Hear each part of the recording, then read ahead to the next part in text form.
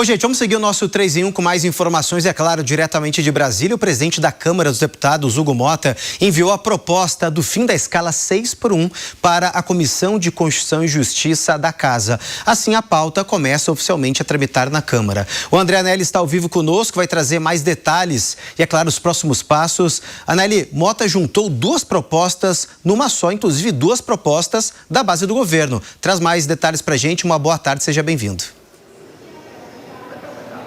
Obrigado, Cássio. É isso mesmo. Muito boa tarde a você também e a todos aqui no 3 em 1 da Jovem Pan. O presidente da Câmara dos Deputados, Hugo Motta, fez um apensado, ou seja, ele juntou as propostas de Érica Hilton, deputada federal do PSOL, e Reginaldo Lopes, deputado federal do Partido dos Trabalhadores, o PT. Essas duas medidas é que vão ser analisadas a partir de agora pela CCJ, a Comissão de Constituição e Justiça da Casa, primeiro para analisar então se existe constitucionalidade, se essa medida é constitucional. Logo depois, então, se ela for aprovada na CCJ, ela vai ser encaminhada para uma comissão especial e em seguida para o plenário da Casa. Como ela vai tramitar por meio de PEC, proposta de emenda à Constituição, ela vai precisar então de mais votos do que um projeto de lei para ser então aprovada essa PEC, essa proposta de emenda à Constituição. Lembrando que ela diminui a jornada de trabalho de 44 horas semanais para 36, fazendo com que o trabalhador tenha um dia a mais de descanso por semana, de preferência no sábado e no domingo, e é uma pauta que chama muito a atenção aqui do Palácio do Planalto. O ministro das Relações, aliás, da Secretaria-Geral de Governo, o ministro Guilherme Boulos, ele afirmou que mesmo com Hugo Motta, presidente da Câmara dos Deputados, dando encaminhamento a essa medida, fazendo com que ela de fato comece a tramitar na Câmara, o governo federal, o Palácio do Planalto, ainda pretende mandar um texto aqui do Executivo para o Congresso Nacional, no sentido também de propor a redução da jornada de trabalho nos mesmos moldes dessas duas medidas que já tramitam nesse momento na CCJ. Mas Guilherme Boulos defendeu o envio desse texto para que haja então mais agilidade na tramitação. O governo segue na proposta de enviar um projeto de lei com urgência constitucional, porque isso faria com que a votação pudesse ocorrer nos próximos meses. A urgência constitucional em 60 dias, ela trava a pauta da Casa Legislativa se não for votada. Então a gente garante as condições para que seja votada. O objetivo do presidente Lula é votar o fim da escala 6x1 ainda esse semestre, ainda esse ano, com uma perspectiva muito clara. É lógico, todo o processo tem negociação, mas nós não abrimos mão de um máximo de 5x2, da redução da jornada para 40 horas e também de não ter redução de salário.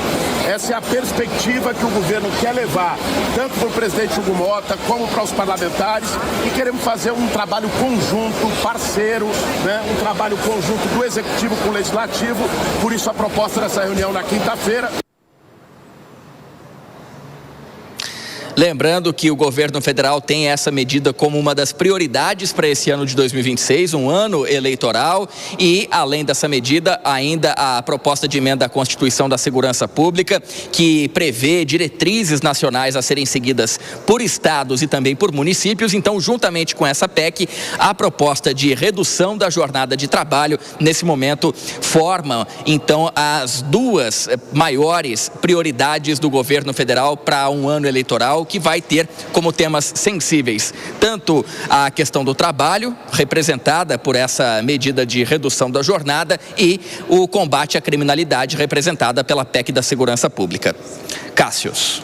Valeu, Nelly. Obrigado pelas informações. Já já a gente volta a conversar sobre outros destaques de Brasília. Quero chamar nosso time de comentaristas, porque Zé Maria Trindade, Hugo Motta, como o André Anelli falou, fez uma espécie ali de prensadão, né? Um misto quente da proposta feita, elaborada pela deputada Érica Hilton do PSOL, outra que já estava, inclusive, há anos tramitando ali em banho-maria do deputado do PT, Reginaldo Lopes, mas o governo quer encaminhar uma terceira proposta em regime de urgência para que seja votada o quanto antes. Como é que você analisa esse alinhamento? E, é claro, a proposta começa a ganhar tração devido ao seu apelo popular e, é claro, repercussão eleitoral.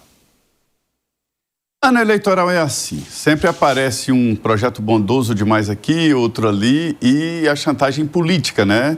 Dizendo, olha, esses aqui são contra os trabalhadores, e mesmo não aprovando, provoca um estrago em quem defende a realidade, a vida nossa de cada dia. São 2 projetos, um do Reginaldo, outro da Erika Hilton. Então, assim, esses 2 projetos serão fundidos e talvez o terceiro traga até novidades que a gente não sabe exatamente o que é. Com urgência constitucional, ou seja, tem que ser votado em 45 dias ou tranca a pauta, tudo para votar o projeto. O projeto parecido foi aprovado na Comissão de Constituição e Justiça do Senado. Então, veja bem, esse assunto está na pauta. É prioridade para o governo.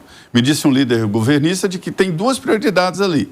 Uma é essa e outra, veja bem, é a regulamentação dos trabalhos por aplicativo, que é uma regulamentação que nem os motoristas querem. Alguns sim, a maioria não quer, porque quem trabalha em aplicativo tem outro trabalho, tem outra atividade, é um empresário e tal, ou é um momento que ele está precisando de reforçar o orçamento e assim por diante. Isso é contramão da história. O que diz esse projeto, trocando em miúdos, é o seguinte: a jornada máxima de trabalho teria que ser 36 horas. O Vicentinho, deputado de São Paulo, tentava 40 horas semanais e não conseguia, hoje é 44. E não pode ser mais do que as 36 horas semanais divididas em 4 dias de trabalho efetivo, né? Se for levado assim. O que acontece? Isso é contramão do mundo, né? A possibilidade, o projeto é de flexibilizar o trabalho, porque o trabalho mudou. Esse pessoal que está aí entende como trabalho aquela coisa de chegar com a marmita debaixo do braço, de capacete, macacão, e ir com aquele negócio lá e ponto, e perfurar aquela cartela. Gente, isso mudou. O trabalhador não é mais assim. Ainda existem alguns poucos trabalhos assim, existem, que estão fadados à extinção. Hoje é o trabalho em casa, né? O trabalho remoto, hoje é um trabalho por objetivo, o objetivo da empresa é fazer esse tipo de trabalho e acabou, contrata uma empresa ou uma pessoa física, mudou. Vários e vários segmentos trabalham menos de 36 horas semanais, outros não. Por exemplo, comércio, shoppings, eles abrem sábado, domingo e feriado, quer dizer, é outro sistema de trabalho. Você pegar tudo isso e engessar num que você acha próprio, ou que deveria achar próprio, aí, meu amigo, é complexo. O que eu queria dizer é que o mundo mudou, gente. Aprendam. Ô, Vitor Anton, eu quero te ouvir também em relação a esse assunto, porque, como o próprio Zé falou, ano eleitoral, isso sempre surge aquela pauta, inclusive, né, uma pauta que traz ou carrega um apelo popular, tem uma repercussão positiva eleitoralmente. E é uma pauta que agrada ambos os lados. Tanto o presidente Lula, que quer ter a questão do fim da escala 6x1, como se fosse, né, a questão do imposto de renda para quem ganha até R$5.000 do ano passado, uma pauta extremamente popular, que angaria votos, e o Hugo Motta quer também ter uma pauta para chamar de sua, para pegar essa bandeira e cravar, olha, eu consegui isso. Como é que você analisa também, além desse jogo de interesses, a possibilidade também do fim da escala 6x1?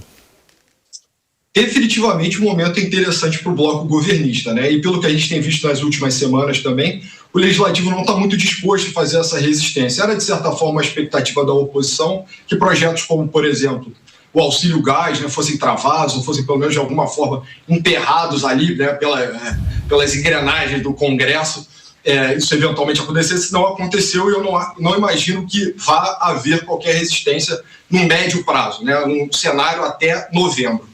O problema principal para mim é que a questão da diminuição da jornada de trabalho, minha opinião, é uma pauta distintamente europeia, né? Hoje em dia a gente pode trabalhar com 3 agrupamentos geopolíticos maiores, né? Você tem um modelo americano, você tem um modelo europeu e você tem um modelo chinês. Vulgarmente as pessoas dizem, o americano inventa, o chinês produz e o europeu regula. Eu não acho que das 3 alternativas o Brasil está melhor posicionado para assumir o papel de Europa da América. Pelo contrário, na verdade, né? Em muitos sentidos, tornar a jornada de trabalho menor também implica em tornar o Brasil menos competitivo num cenário de economia globalizada. Então, beleza, tudo bem que o governo não tem a ambição de produzir maciçamente em território nacional. Ele até tem, mas ele não consegue conciliar as duas coisas. Ou então que o governo não tem a intenção de produzir tecnologia de ponta. Ele diz que tem, mas da mesma forma também não está disposto a fazer os investimentos necessários. Ele acaba, eu acho que naturalmente, querendo dar a canaleta mais confortável, que é das concessões, né, para a massa, né? Chega no ano de eleição é o ano da vaca gorda. No geral, eu acho que é uma medida que tende a ter baixa eficácia também, porque o regime de CLT, ele teve um papel muito importante na história do Brasil, hoje, e na verdade nunca na sua história, nunca conseguiu agrupar boa parte do universo do trabalho no Brasil. Então, das categorias dos trabalhadores brasileiros, uma porcentagem sempre menor pode ser contemplada pelas garantias fundamentais da CLT.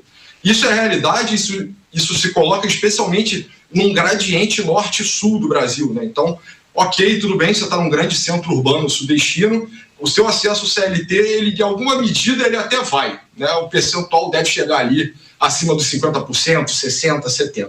Agora, quando você chega no Nordeste, que eu acho que é talvez o principal desafio para a federação, como a gente pode constituir classe média, como a gente pode industrializar, como a gente pode superar a pobreza de fato, me desculpa, mas a CLT não é competitiva e nunca foi. Ô, Garanhão, claro, quando a gente fala de política, é importante também analisar a questão do time. O tempo é muito importante. Na semana passada, a gente falou que praticamente ao longo desses últimos dias, em relação à aprovação dentro da Câmara e também do Senado, do reajuste do funcionalismo público, né, do Legislativo e também uma redução da jornada de trabalho. A cada 3 dias trabalhados, folga 1. Teve uma repercussão extremamente negativa, inclusive com a decisão do ministro do Supremo Tribunal Federal, o Flávio Dino, para acabar com a farra dos penduricalhos.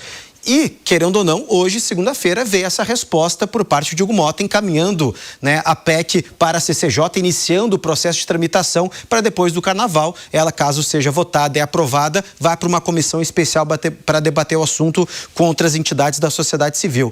Você acredita, Langani, que foi uma resposta, ou pelo menos a pressão que o Hugo Motta sofreu em relação ao que foi aprovado para o Poder Legislativo? Acredito sim, a sua pergunta é muito pertinente, né? Uma hipótese bastante válida. Olha, sociedade, a gente também está oferecendo aqui mais dias de descanso para vocês, não apenas para a classe política, para os membros do Poder Legislativo e do Poder Executivo. Mas muito bem, o problema é que é difícil explicar para a população que ela vai sair prejudicada. O Victor toca num ponto bastante importante, né? Relacionado que a gente está indo aí nessa contramão do mundo, e é verdade. Por quê? Porque só seria possível uma redução da jornada de trabalho se houvesse aumento da produtividade. Mas não há nenhuma evidência de que a produtividade vai aumentar, que você vai trabalhar menos e vai conseguir entregar mais. Não há nenhuma evidência. A produtividade no Brasil, ela vem caindo. Ela é muito baixa, a produtividade no Brasil. Então, muito pelo contrário. Essa ideia do Boulos também, né, de que vamos proibir redução salarial. Já na prática, de fato, é muito difícil você reduzir salário no Brasil, a não ser que haja um acordo com o sindicato. Só que o empresário, ele faz conta também. Ele fala, bom, peraí, se eu não posso reduzir salário e se o trabalhador, né, vai trabalhar menos com o mesmo salário, o que eu vou fazer? Eu vou demitir. É tão simples quanto isso. Então ele demite e recontrata num valor menor. Ou ele repassa no preço da mercadoria. E quem vai pagar a conta? A própria sociedade. Então, essa redução da jornada de trabalho, ela é ruim no final das contas. E aí eu falo o seguinte, por que não flexibilizar totalmente o mercado de trabalho como é nos Estados Unidos? Ou seja, você quer trabalhar mais, você quer trabalhar 16 horas por dia, você quer trabalhar no final de semana, que mal tem. É uma opção sua, é um direito seu, é liberdade sua, que você trabalhe. E se o empresário estiver disposto a pagar, que pague. Agora, você quer trabalhar menos, você quer trabalhar 4 horas por dia e tiver uma empresa disposta a te pagar por 4 horas por dia, qual o problema nisso? É uma livre troca entre o empregador, o empresário e o funcionário, o colaborador. Agora, infelizmente, o Brasil acredita que lei e regra vai se impor a uma realidade econômica. Ô, Gary, você acredita que essa discussão do fim da jornada 6x1 para mudança, né, 5x2, 4x3, enfim, o que for debatido agora dentro do Congresso, é importante, claro, ouvir todos os setores, porque como o Zé Maria falou, trouxe, o que funciona para um setor não funciona para outro. Cada um tem uma demanda, cada um tem uma característica, cada uma tem uma especificidade. É importante trazer esse detalhe para a discussão dentro do Congresso, porque para a indústria talvez não sirva, talvez para o varejo não, mas talvez para um outro setor da economia seja bom. Com certeza, e aí que tá, né? O que interessa são os setores, os indivíduos e não o governo com uma regra única para todo mundo. Então, de fato, você tem, e isso não precisa de lei, você tem profissões que são altamente estressantes, profissões de alto risco, que de fato você trabalhar numa escala 6x1 vai ser improdutivo, a pessoa vai precisar de mais tempo de descanso. Agora, por outro lado, você tem profissões que tá tudo bem, que é absolutamente normal esse tipo de coisa.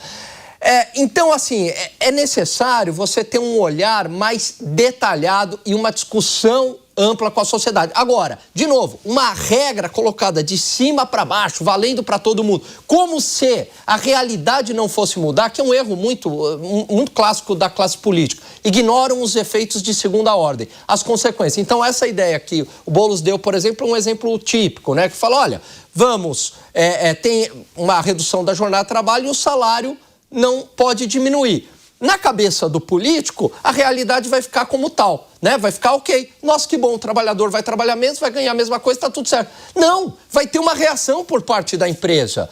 Esse que é o ponto, que os políticos muitas vezes ignoram as reações dos agentes do outro lado. Então, sim, cada realidade, cada setor é diferente, Cassius. Ô Zé Maria Trindade, a gente falou, claro, desse assunto, é importante a gente trazer todos os detalhes, desmembrar e, claro, tudo que é positivo, tudo que é negativo, o que é pró, o que é contra, para essa discussão, claro, ficar cada vez mais rica e para que a população também forme a sua opinião. E esse é o desejo aqui do nosso 3 em 1, trazer várias visões sobre o mesmo tema. Mas a gente não pode deixar de lado a questão política.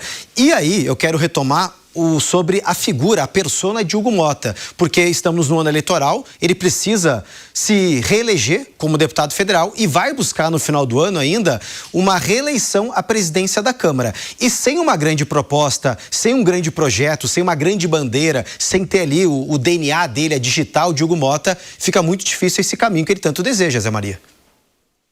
Pois é, o caminho está colocado, né? É preciso saber que tipo de caminho nós vamos passar.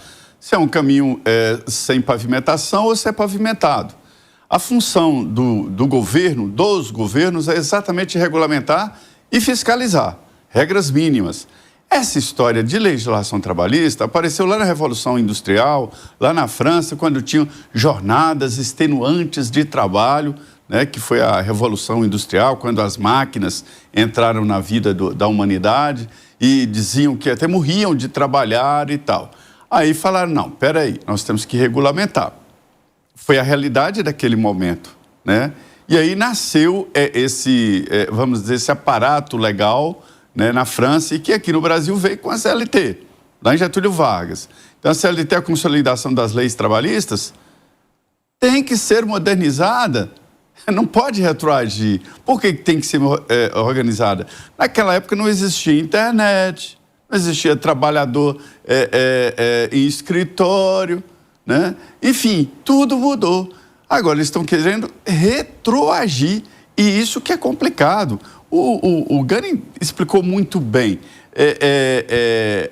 A economia funciona melhor quando ela é aberta. Se você limita, é claro que você diminui a possibilidade de novos comércios aparecerem, de novos empresários aparecerem e assim por diante. No governo Michel Temer, houve ali uma tímida reforma trabalhista. E mesmo assim, já adiantou muito. Veja bem um cenário, se você tem um comércio, um restaurante ou um parque de diversão, algumas coisas que funcionam muito bem sábado e domingo. E que segunda, terça, quarta, quinta e sexta, né, fica fechado, porque não tem cliente, que as pessoas não estão procurando. Aí você é obrigado a contratar um funcionário que fica as 44 horas semanais, está errado. E aí veio a possibilidade de contrato temporário de trabalho, que é uma mini evolução, uma coisa mínima. E também a justiça trabalhista, né? Que é francamente esquisita no Brasil. Por que eu digo isso? Porque é uma jabuticaba, só tem no Brasil e nós temos aqui o maior número de ações trabalhistas. Me disse um empresário que chegou nos Estados Unidos e ficou impressionado. Cadê o departamento jurídico? Não tem departamento jurídico. E as ações? Zero. Não tem nenhuma ação trabalhista. Porque lá é ação de polícia. Se o cara trabalhou e você não pagou, chame a polícia. E tá certo, né? Mas ele tem que receber pelo trabalhado e não pelo não trabalhado. E esta mudança é um